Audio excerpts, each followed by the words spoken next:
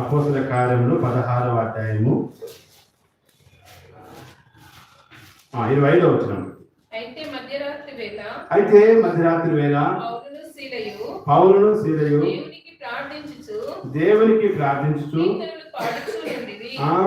కీర్తనలో పాడుచుండి దేవునికి ప్రార్థించుచు కీర్తనలో పాడుచుండి ఖైదీలు వినుచుండి. మధ్యరాత్రి వేళ పౌరులు ఏం చేస్తున్నారు? నిద్రపోతున్నారు జైల్లో. వాళ్ళు అప్పటికే వాళ్ళు బట్టలు తీసి కొట్టినారు, 9గా కొట్టినారు.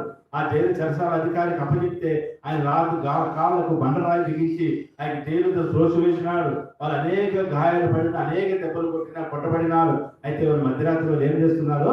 నిద్రపోకుండా ఏం చేస్తున్నారు? అయితే మధ్యరాత్రి లేదా పౌరులు సరే దేవునికి ప్రార్థించు కీర్తనలో మేలుకొన్నారు. వీళ్ళు మేలుకొని ఉన్నారు కారణాన్ని బట్టి ఆ చెరసాలలో పునాదులు కలిగిపోయినప్పుడు ఎవరు పరిగెత్తరా.